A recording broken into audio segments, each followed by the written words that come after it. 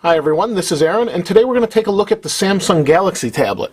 This is a tablet that's a direct competitor to the iPad, especially in its price at $600. It's available on Verizon, and it has some nice features. It runs Froyo, Android 2.2. It's a 7-inch TFT LCD capacitive touchscreen with a resolution of 1024 by 600. To give you an idea, the iPad is 1024 by 768, but is 9.7 inches. So pixel-wise should look comparison or possibly better. It has 512 RAM, has a 16 gig micro SD card in it. It also does wireless BGNN for Wi-Fi.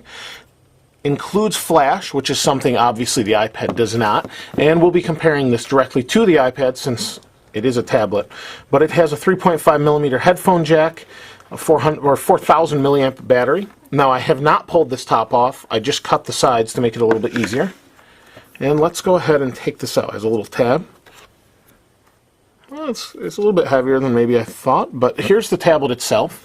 So you can see some similar Android buttons to what you're used to, is menu, home, back, search. On the bottom we have a dock connector, and it looks like some speakers, possibly a microphone. On the top we have our headphone jack. On this side we have, oh, there's a microphone right there. The speakers are on the bottom. On the back we have a camera with flash. There it is. And the rear camera is a 3 megapixel, and it has a front camera which is a 1.3 megapixel camera. So that's really it for the sides. Oh, I'm sorry, you have a micro SD slot here. You have your volume up and down here, and your power on and off. Let's look at what else is in the box, and then we'll move on from there. So here we have what looks to be an iPod dock connector, but it's really the Samsung one. So let's see if you can see that. Wow, that's really similar to iPad. I wonder if it would work. I have my phone here. Let's check it out. No, doesn't fit. But let me show you how similar that is. You see the two? And they're pretty close. That's interesting that Samsung would use that other than USB. It's kind of weird. So let's see. We have a plug, or like a plug adapter. Okay, so let's open this up. This is the USB plug. And why they've done it this way, I'm not sure. So you can see here you've got a spot for this plug. We'll open this up. So this plug, this is wrapped in plastic and things, but this plug looks like it, I don't know, it's kind of weird. Okay, there we go. It snaps in like that. That's an odd design, but maybe so they can do this overseas, and yeah, see it says US, includes some different plugs. And there's your USB. Other than that, we just have our tips, hints, and shortcut guide.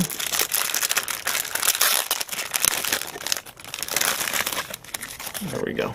So tips, hints, shortcut, important customer information, product safety and warranty, and more info about frequencies and such. So let's move that aside. So here's the tablet itself. Let's take the front off, or the back off this. Oh, that looks nice, but I think it's going to be a fingerprint magnet. See how shiny that is? And there's the front screen. Nothing really protecting the sides much. Let's go ahead and turn this on the side. Now it does connect to Verizon's data network, which is really nice. And while we're waiting for that, here's the iPad, just to give you a size comparison. Here's the Galaxy tablet. And here's the Galaxy phone. So just to give you a size comparison, tablet's definitely a little bit smaller than the iPad. But let's get the iPad out of here. We'll wait for this to boot up. That's the first time I've ever booted it. It says preparing external SD. Nice background there. Alright, let's go ahead and unlock it. We're going to choose English. Okay, just took a second. Please activate your device. Alright, let's do that. So you have to activate this just like you do a Verizon phone, it looks like. Programming in progress, although it's not making a call like a normal Verizon phone does. Oh, yes it is. There it is. So apparently you can make calls with this. And I thought you could. I just, it's odd. Hold this thing as a device for calls. Programming unsuccessful. Well, that's no good. I'm going to give this a try again, and we'll go from there. It'll be just a moment here.